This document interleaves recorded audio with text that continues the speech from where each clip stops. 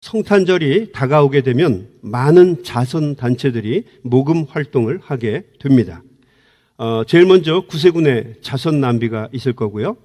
또 해마다 홈리스들을 돕기 위한 자선 점퍼 나누기 캠페인을 하게 됩니다. 또 소년, 소녀, 가장들을 돕기 위한 성금을 모금하기도 합니다. 여러 가지 돕는 일들을, 돕는 활동을 우리가 하게 됩니다. 우리가 사회적인 약자들을 돌보는 것은 당연히 언제든지 우리들이 해야 할 일들이지만 특별히 이 성탄절 절기에는 더욱더 낮은 위치에 있는 사람들에게 관심과 애정을 보여야만 합니다. 왜냐하면 우리의 구주이신 예수님께서 하늘 보좌를 버리시고 천하디천한 마구간으로 화육하셨기 때문입니다.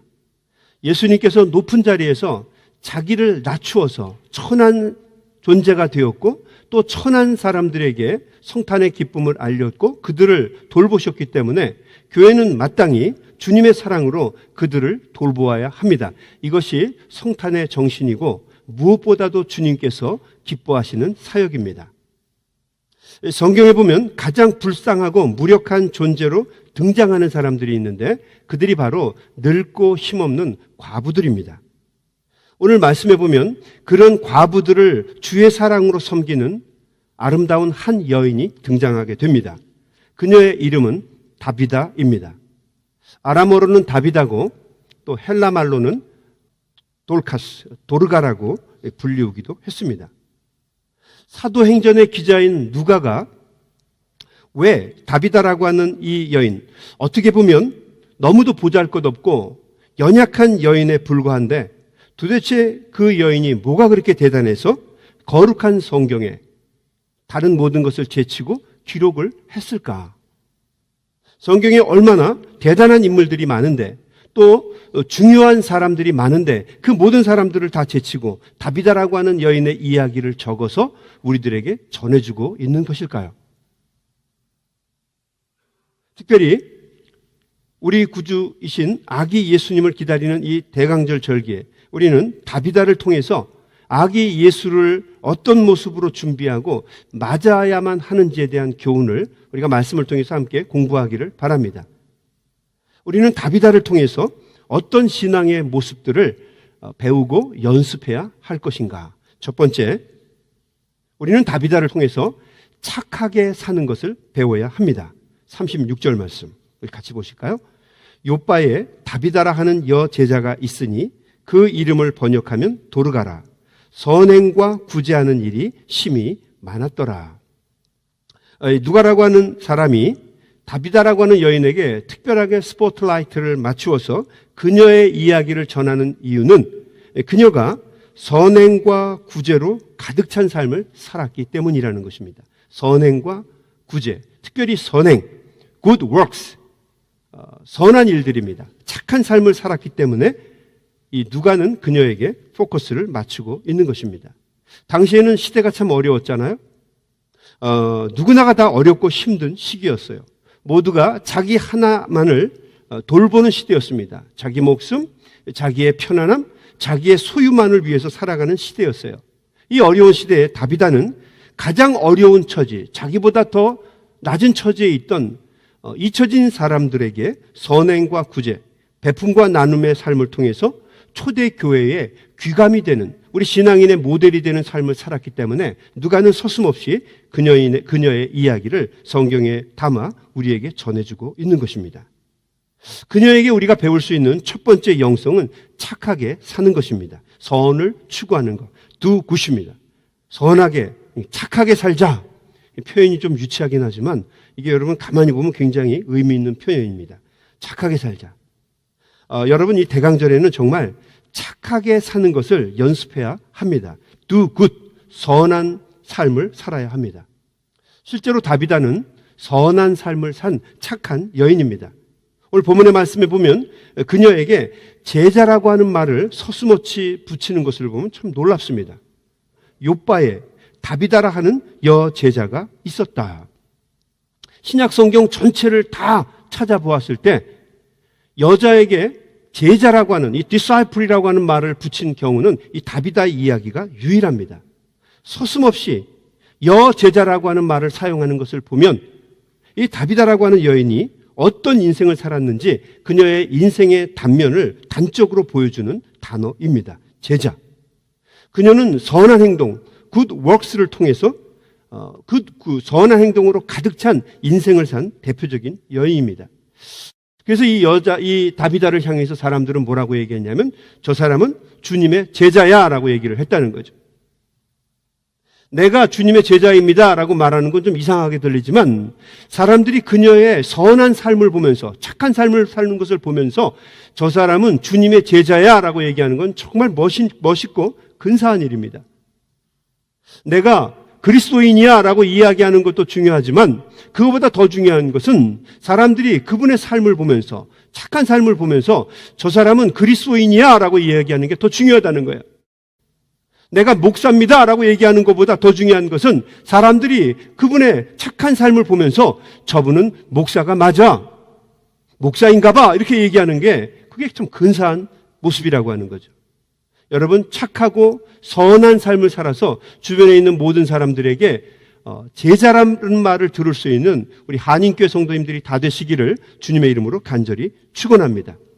저 사람은 예수님을 닮은 사람이야, 선한 사람이야, 착한 사람이야, 이런 말을 꼭 들으시기 바랍니다. 세상의 일은 크게 나누면 언제나 두 가지로 나눌 수가 있습니다. 하나는 착한 일이고 또 하나는 나쁜 일입니다. 착한 일과 나쁜 일 두 가지밖에는 존재하지 않아요. 착할 듯 나쁜 일은 없어요. 착하면 착한 거고 나쁘면 나쁜 겁니다. 두 가지만 존재해요. 목사님, 세상이 얼마나 복잡한데 그리고 세상이 얼마나 이 다각도에서 평가할 수 있는데 어떻게 우리가 착한 일과 나쁜 일을 둘로 나눌 수가 있나요? 그거 너무 흑백 도식의 논리 아닙니까? 이렇게 질문할 수 있어요. 여러분, 착한 일인지 선한 일인지 어떻게 알죠? 본인이 알아요, 본인이. 하나님의 형상으로 창조된 우리는 본능적으로 이 일이 착한 일인지 나쁜 일인지 압니다. 왜냐하면 우리는 하나님의 형상으로 이마고 데이로 지음받았기 때문입니다. 착하게 하려고 했는데 나쁜 일이 됐다고 해서 여러분 너무 힘들어하지 마십시오. 왜냐하면 주님이 다 아세요. 걱정하지 마세요. 착한 의도를 갖고 했는데 오해받고 나쁜 사람으로 몰렸다고 해서 분해하고 억울해하지 마십시오. 목사님, 할 수만 있으면 속을 확 까서 뒤집어 보여주고 싶습니다. 까지 마세요. 왜냐하면 우리 주님이 아세요. 사람들은 우리의 외모를 보지만 우리의 주님은 우리의 중심까지 꿰뚫어 판단하시는 분입니다. 여러분 동의하세요? 사소한 거에 여러분 동요되지 마십시오. 이 말을 반대로 뒤집어서 이야기하면 사람들이 저분 참 착한 분이야, 훌륭한 분이야 라고 평가했다고 해서 자기 속마음 들키지 않았다고 해서 너무 자랑하거나 의기양양할 필요도 없다는 얘기입니다. 왜냐하면 하나님께서 여러분의 속마음과 중심을 꿰뚫어 보시기 때문에 그렇다는 거죠. 우리는 하나님에 대한 믿음을 가지고 착하게 살면 됩니다. 선하게 살면 돼요. 어떤 경우는 착하게 살다가 오해를 받는 경우도 있죠. 오류를 범하는 경우도 있고 실수를 범하는 경우도 있습니다. 그러나 너무 신경 쓸 필요가 없어요. 그냥 우리 기독교인들은 착한 의지를 가지고 선한 마음을 가지고 하나님의 편에 서면 됩니다. 왜 우리가 선하게 살아야 되는가? 그 선한 편에 하나님이 계시기 때문입니다. 선하게 살아, 착하게 살아, 이 얘기는 하나님의 편에 서라라고 하는 이야기와 똑같은 이야기입니다. 그래서 우리는 결과에 신경 쓰지 말고 선한 마음으로 착한 일을 추구하면서 살아야 합니다. 우리 기독교인들은 영성을 어떻게 길러야 하는가? 요한 웨슬레 선생은 세 가지의 삶을 강조했습니다. 첫 번째가 do good, 선을 행해라, 착하게 살아라 라고 하는 거죠. 두 번째가 do no harm, 남을 해치지 말아라. 아주 뻔때를 내가 보여주겠어. 보여주지 말라는 거예요. 아주 뜯어놓겠습니다, 목사님. 그거 하지 말라는 거죠. 남을 해하는 것은 마음에도 먹지 말고 말도 하지 말고 행동으로도 옮기지 말라고 하는 거예요. 근데 이게 쉽나요? 쉽지가 않죠. Do good, do no harm. 이게 쉬운 일이 아니에요. 이거를 할 수 있게 만드는 것이 뭡니까? 하나님의 사랑입니다. 그래서 세 번째는 뭐냐면 stay in love with God. 하나님의 사랑 안에 거하라라고 하는 것입니다. 이게 기독교의 영성을 연습하는 세 가지 삶의 모습입니다. 그 첫 번째가 뭡니까? Do good. 착하게 살아라. 선하게 살아라라고 하는 것입니다. 선하게 살다 보면 오류를 범할 수 있고 또 오해도 살 수 있어요. 그러나 이 말씀드립니다마는 너무 힘들어하고 생각을 많이 할 필요가 없어요. 왜냐하면 주님께서 충분히 우리를 아시기 때문입니다. 주님의 편에 서십시오. 예전에 섬기던 교회에 시골 교회에서 장로님을 한 분을 세우려고 했어요. 그래서 예배 후에 우리 인선위, 요즘 말로 얘기하면 인선위원회일 거예요. 인선위원회를 열어서 우리 교인들에게 장로님을 우리 교회가 세우려고 하는데 장로님이 되실 만한 분이 있으면 추천해 주십시오. 그랬어요. 아니나 다를까 어떤 분이 손을 번쩍 들고 일어나서 암흑의 권사를 추천합니다. 그랬어요. 그럴 줄 알았어요. 왜냐하면 그분은 열정적인 신앙인이었고 주님의 일을 참 잘하시는 분이었고 성품이 참 착한 분이었어요. 많은 사람들이 다 법 없이 살아갈 사람이라고 생각을 했어요. 저도 그분이 될 거라고 생각했고 추천이 되는 건 뭐 당연하다고 믿었어요. 그렇지만 회의이기 때문에 왜 추천하는지를 물어야 했어요. 그래서 그분에게 물었습니다. 왜 추천하시죠? 그랬더니 그분이 이렇게 얘기했어요. 착해요. 겁나게 착해요. 좋은 일도 많이 했었고 성경도 오살나게 알아뿐져요. 그렇게 얘기한 거예요. 여기까지만 하셨으면 괜찮았는데 이분이 나중에 이렇게 얘기하셨어요. 한마디로 말해서 부처님 가운데 또막이에요. 그렇게. 그래도 교회 장로님 아니에요. 장로님을 세우는데 뭐 좋은 건 좋은데 부처님 가운데 또막 갖고 장로님을 세우긴 좀 그렇잖아요. 여러분도 듣기 좀 찜찜하죠? 그래서 뒷말은 빼고 착하게 선한 일만 하시는 그 모습을 부각시켜서 그분을 그 장로님으로 세웠어요. 여러분 교회에는 착한 분들, 선한 일만 추구하는 분들이 많은 교회가 건강한 교회고 하나님이 기뻐하시는 교회입니다. 바라고 소망하기는 우리 아틀란타 교회 성도님들이 착하고 선하게 사셔서 다비다처럼 예수님의 제자들로 힘있게 쓰임받게 되기를 주님의 이름으로 간절히 축원합니다. 이런 착한 사람들이 있는 교회가 좋은 교회라는 거죠. 두 번째, 다비다는 구제를 베푸는 삶을 산 사람입니다. 39절 말씀해 보면 베드로가 일어나 그들과 함께 가서 이르매 그들이 데리고 다락방으로 올라가니 모든 과부가 베드로 곁에 서서 울며 도르가가 그들과 함께 있을 때 지은 속옷과 겉옷을 다 내어 보였다. 다비다는 자기 몸 하나 건사하기 힘든 시대에 그럼에도 불구하고 남을 돕는 삶을 산 분입니다. 형편이 되고 여건이 돼서 남에게 베푸는 삶을 사는 사람 한 사람도 없습니다. 저는 살아가면서 많은 사람을 만났는데 있어서 남에게 베푸는 사람 한 사람도 못 보았어요.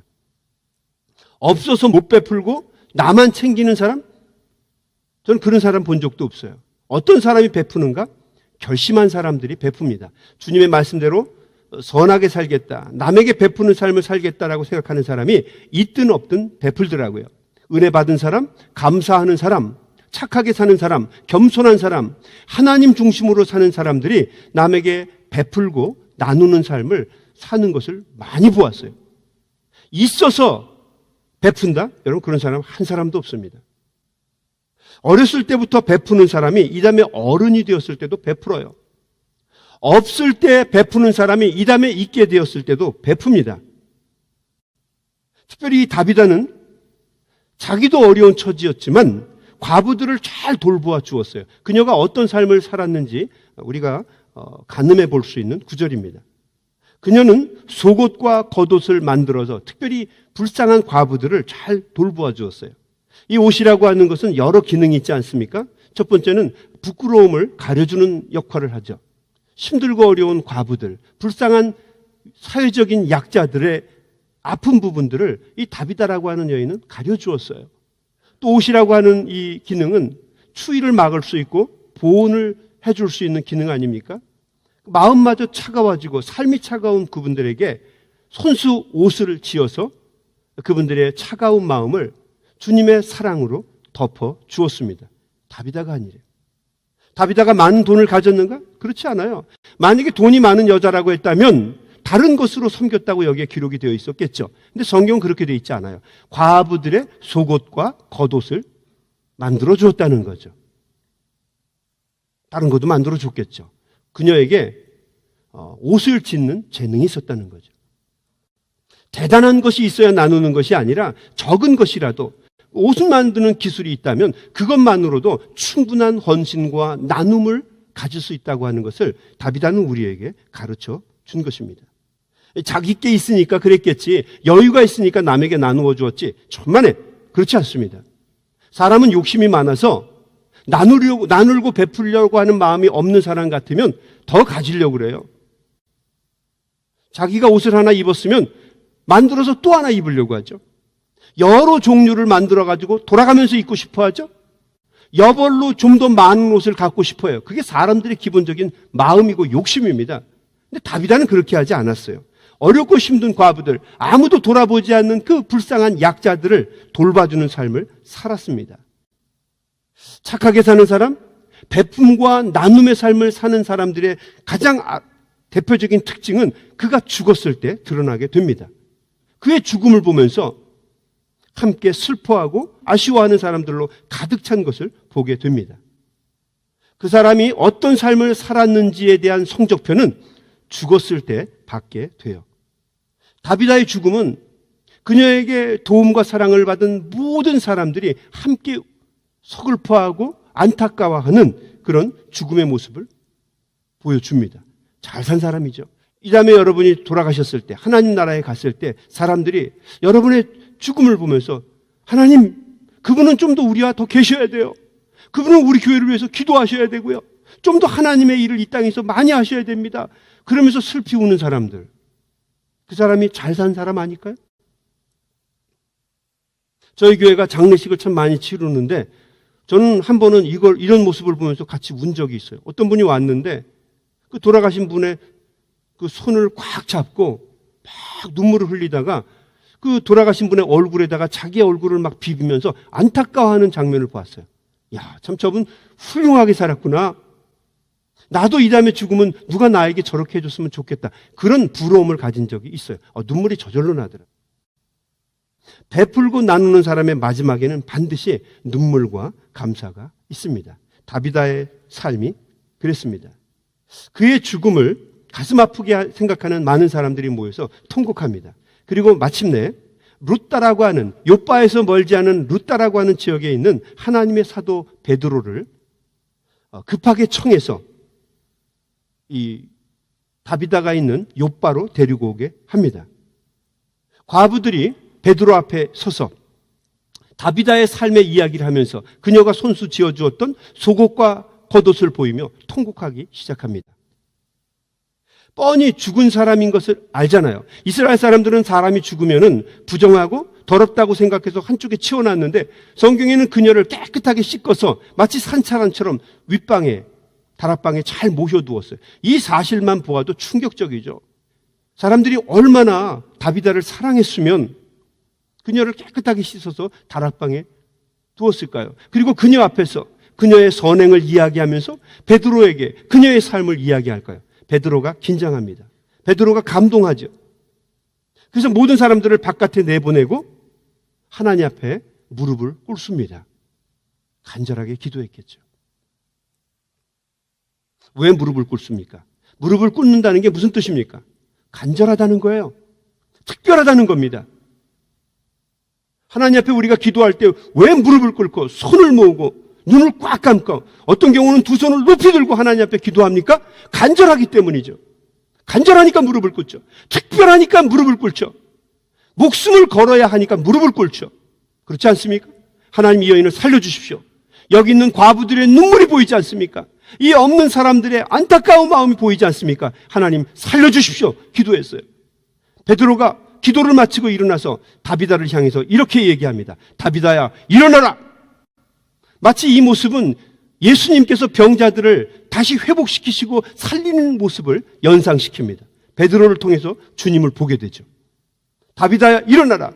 소녀야 일어나라. 다르지 않잖아요. 일어나라. 다비다가 일어나고 생명을 회복하게 됩니다. 여러분, 바라고 소망하기는 목회자를 무릎 꿇게 만드는 성도님들이 되십시오. 목사님, 내가 바른 말을 해서 목사를 무릎 꿇렸습니다. 그런 거 말고 목사에게 감동을 주는 삶을 사십시오. 하나님, 그 권사님 데려가시면 안 돼요. 할 일이 많아요. 그분을 데려가면 안 되는 이유, 내가 낙심합니다. 주님 살려주세요. 제가 예전에 섬기던 교회에서 권사님 한 분이 감나무에서 떨어졌어요. 머리를 크게 다쳤어요. 위독하다는 얘기를 듣고 갔어요. 막 하나님한테 제가 욕을 막 했어요. 하나님, 만약에 그 권사님 데려가시면 내가 이름을 걸고 얘기하는데 당신은 큰 적을 하나 얻는 겁니다. 그 사람 죽어도 데려가면 안 됩니다. 하나님의 계획이 그런 거라면 바꾸세요! 막 소리를 지르면서 가서 막 울면서 하나님이 계획을 바꾸신 것 같아요. 저 철없고 바보 같은 목사 저거 이상한 짓 할 것 같으니까 계획을 바꾸신 것 같아요. 여러분, 목회자들에게 무릎 꿇고 간절히 하나님께 매달릴 수 있는 아름다운 베품과 나눔의 삶을 사십시오. 목사한테 잘하라는 얘기 아니에요. 목사한테 잘할 필요 없어요. 여러분, 소외된 사람들, 어려운 사람들, 주의 사랑이 필요한 사람들에게 주님의 이름으로 사랑을 베푸십시오. 반드시 주님께서 기억하실 줄로 믿습니다. 다시 살아난 다비다를 보면서 모든 사람들이 기뻐하고 그 사건으로 인해서 많은 사람들이 주님을 믿게 됩니다. 41절, 베드로가 손을 내밀어 일으키고 성도들과 과부들을 불러들여 그가 살아난 것을 보이니 온 요빠 사람들이 알고 많은 사람들이 주를 믿더라.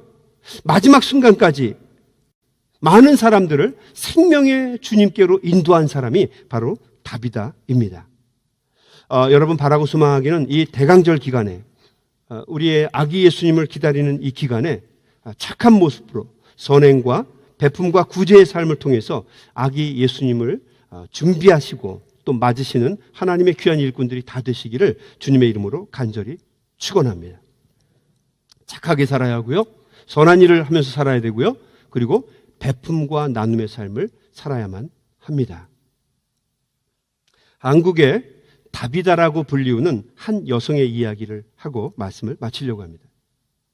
1848년 평양에 백시성을 가진 한 여인이 태어났습니다.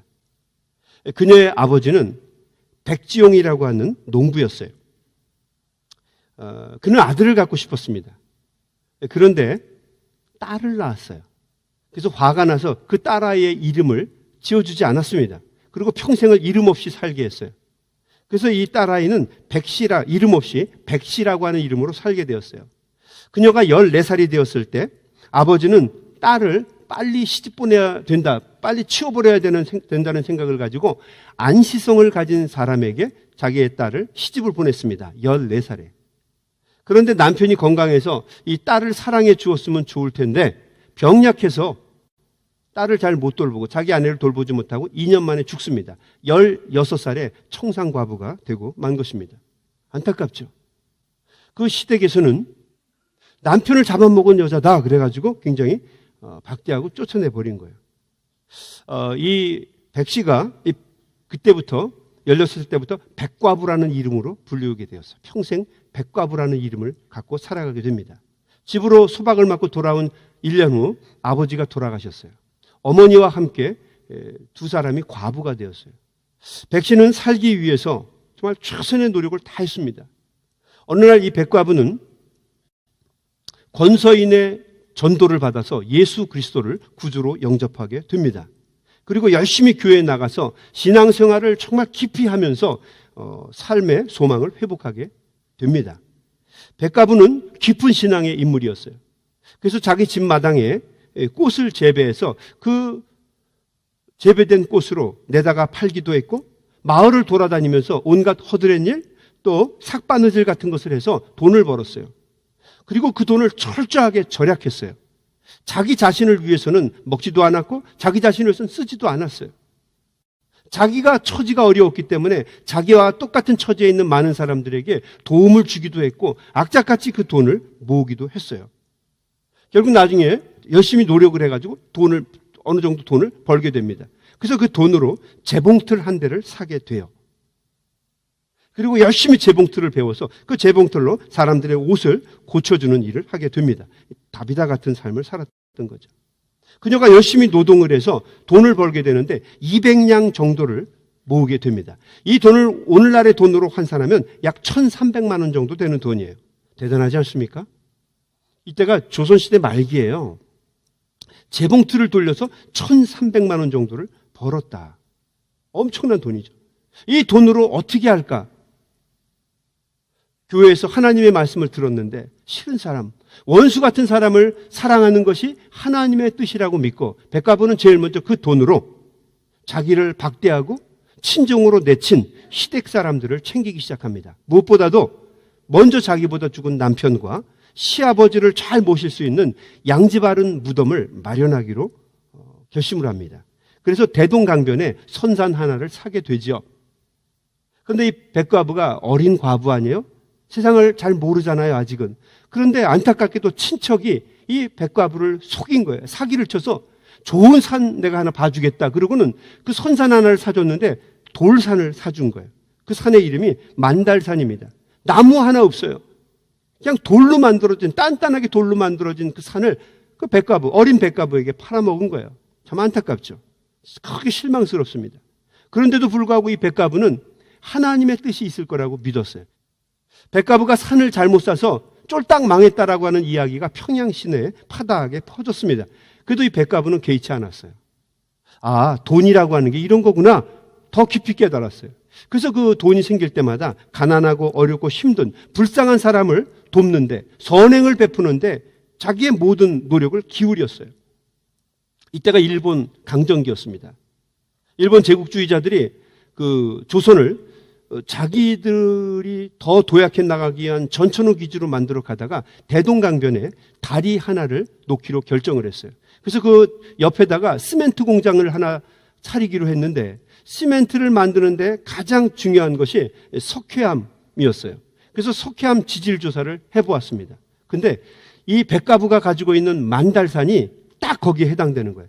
그 만달산이 석회암 덩어리였던 거죠. 그래서 이 백과부를 찾아가서 100배를 더 받고 팝니다. 그래서 2만 냥에 팔아요. 웃기죠? 200냥에 사서 2만 냥에 판 겁니다. 엄청난 거죠. 뭐 백과부가 사업적인 수수를 갖고 그렇게 한 게 아니에요. 선한 마음, 착한 마음을 가지고 그렇게 한 겁니다. 2만 냥이 생겼어요. 근데 이 백과부의 훌륭한 점은 불로소득을 갖는 것은 하나님의 뜻이 아니다라고 믿었던 거죠. 그래서 그 2만 냥을 모두 다 사회에 환원을 하게 됩니다. 공익을 위해서 써달라는 거죠. 그래서 대동강에 백선교를 세우게 됩니다. 그리고 평양에 3층짜리 공공회관을 세워서 가난하고 불쌍한 사람들을 교육하고 또 그들을 먹여 살리는 센터로 사용하게 됩니다. 이어서 학교도 많이 세우게 되는데 평양에 광선학교, 창동학교를 세우게 되고 또 사무엘 모페 선교사를, 미국 선교사를 도와서 평양 장로의 신학교를 만들고 훗날 숭실대학교의 전신이 되는 숭실학교를 세우게 됩니다. 그리고 나중에 1925년에 이 백과부는 자신이 가지고 있는 재산을 한 푼 남기지 않고 모두 다 가난하고 어려운 사람들을 위해서 기증을 하게 됩니다. 이때 내놓은 돈이 오늘 우리의 돈으로 환산하면 300억이었다고 그래요. 300억. 많은 사람들에게 선행을 베푼 거예요. 그래서 그녀의 이름이 백과부에서 너무 많은 선행을 사람들에게 베풀어서 그녀의 이름이 백선행으로 바뀌게 됩니다. 가난하고 어려운 사람들을 착한 마음으로 베품과 나눔으로 섬기는 삶을 사는 사람이 어떤 결과를 빚게 되는지를 우리는 이 백선행 집사를 통해서 보게 됩니다. 여러분이 대강절 기간에 가능하다면 착하게 사는 삶을 연습하십시오. 선한 생각을 하시고 선한 말을 하시고 선한 삶을 살기 위해서 함께 노력하는 저와 여러분 될 수 있게 되길 바랍니다. 큰 게 아니더라도 백선행 집사나 다비다가 했던 것처럼 내게 있는 작은 것, 부족하지만 아무것도 아니라고 생각하지만 나에게 있는 작은 것이라도 힘들고 어렵고 주의 사랑이 필요로 하는 사람들에게 나누어서 그들을 세워주고 축복할 수 있는 아름다운 제자라 불리움을 받을 수 있는 하나님의 귀한 종들이 다 되시기를 주님의 이름으로 간절히 축원합니다.